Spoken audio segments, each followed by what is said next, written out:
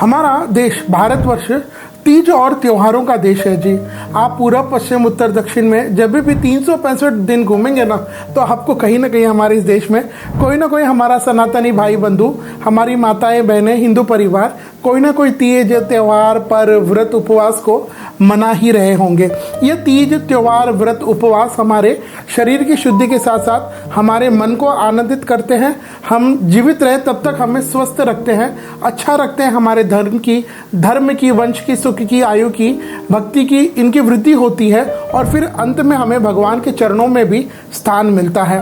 जहाँ हम भारत में बात करें कि हमारे यहाँ जितने प्रांत हैं, हर प्रांत के कुछ ना कुछ एक वहाँ पर प्रांतीय त्यौहार होता है। जैसे हम तेलंगाना में बात करें तो यहाँ पर बोनालू जैसे होता है।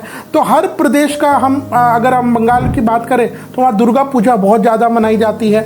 महाराष्ट्र की बात करें तो 10 दिन का गणेश उत्सव वहाँ बहुत धूमधाम से होता है। तो हर प्रदेश के अपने अपने कुछ 1 दिन के, 2 दिन, 8 दिन, महीना भर चलने वाले कोई ना कोई प्रांतीय त्यौहार होते हैं जो एक विशेष कम्युनिटी से होते हैं। कोई त्यौहार ऐसे होते हैं जो उस स्टेट में, उस प्रदेश में बहुत ज़्यादा धूमधाम से मनाया जाता है। ऐसे ही अगर इन प्रदेशों में मनाए जाने वाले तीज त्योहारों की बात करें तो भारत का जो मरुधर भूमि, जिसको हम लोग राजस्थान कहते हैं, वीर की भूमि, योद्धाओं की भूमि, धर्म और राष्ट्रभक्ति से ओतप्रोत है।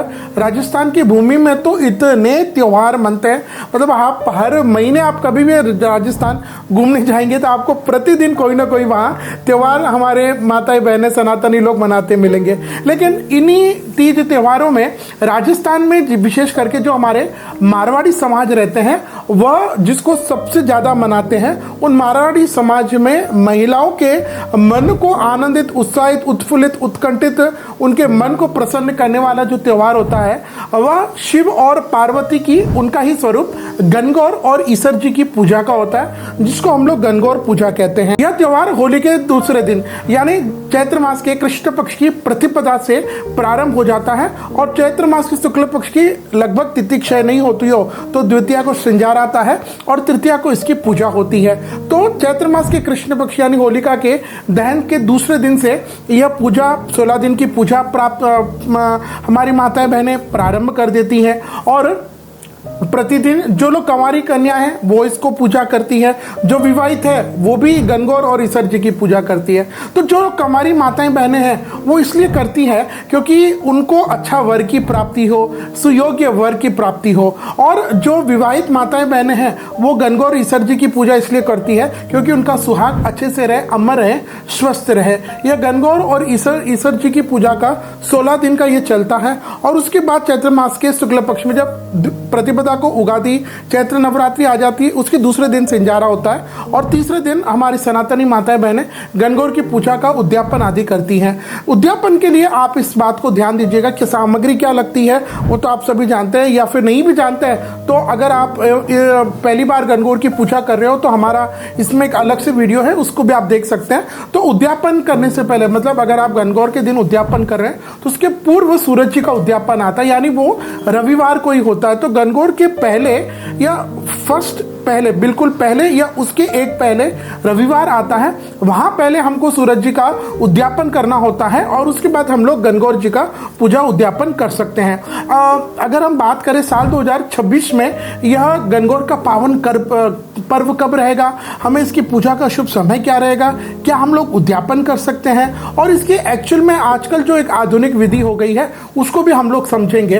तो सबसे पहले जैसे मैंने पूर्व में बताया कि यह तृतीया तिथि को आता है, तो साल 2026 में गणगौर पर्व पर पहले हम ये समझ जाते कि तृतीया तिथि यानी तीज तिथि प्रारंभ कब होगी और समाप्त कब होगी। तो तृतीया तिथि प्रारंभ हो जाएगी 20 की रात यानी 21 की सुबह, 21 मार्च 2026 को रात्रि के 2:31 और ये समाप्त हो जाएगी 21 मार्च 2026 को रात्रि के 11:57। तो इसके हिसाब से अगर हम देखें तो साल 2026 में यह गणगौर और ईश्वर जी की पूजा का पावन पर्व, जिसे हम लोग गणगौर पूजा कहते हैं, यह रहेगा विक्रम संवत 2083 चैत्र मास के शुक्ल पक्ष की द्वितीय तिथि शुक्रवार 20 मार्च 2026 को। इस दिन आपको सिंजारा आदि करना है और गणगौर की जो पूजा आदि अगर आप करना चाहते हैं तो वह पावन दिन रहेगा विक्रम संवत 2083 चैत्र मास के शुक्ल पक्ष की तृतीया तिथि यानी शनिवार 21 मार्च 2026 को। और इस दिन गणगौर और ईसर जी की पूजा का शुभ समय रहेगा सुबह 8:11 से 9:01,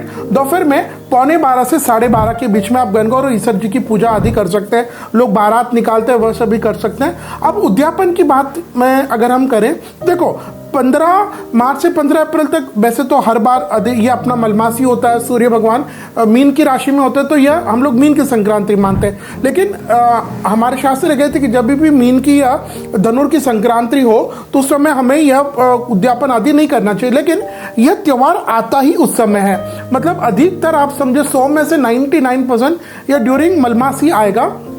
तो अगर हम साल 2026 में बात करें तो इस दिन जिस दिन यह गणगौर का पर्व है 20 और 21 तारीख को सिंजारा और यह पूजा का दिन, तो इस समय न तो शुक्र का या न गुरु का तारा अस्त है। तो जब गुरु और शुक्र का तारा ही अस्त नहीं है तो आप बिल्कुल विधि विधान से धूमधाम से इसकी पूजा को कर सकते हैं, इसका उद्यापन आदि कर सकते हैं। सूरज जी का उद्यापन जो रविवार को होता है गणगौर के जस्ट बिफोर वाले या उसके बिफोर रविवार को, वह भी आप कर सकते हैं।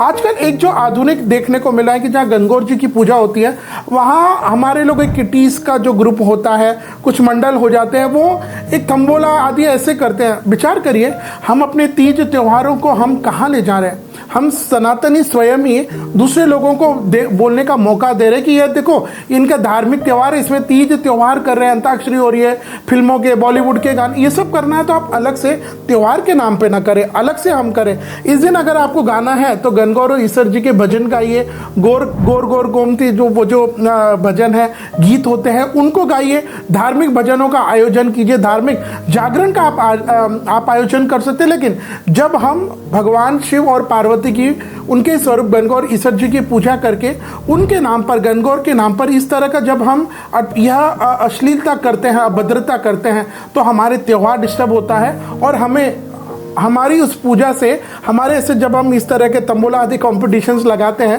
तो उसमें क्या क्या होता है आप सभी जानते हैं। तो विचार करिए कि जब हम ये पूजा करते हैं, साथ में जब हम ऐसे आयोजन रखते हैं तो क्या हमारी पूजा को शिव पार्वती स्वीकार करेंगे या हमें धार्मिक भक्ति भाव से ही करना चाहिए।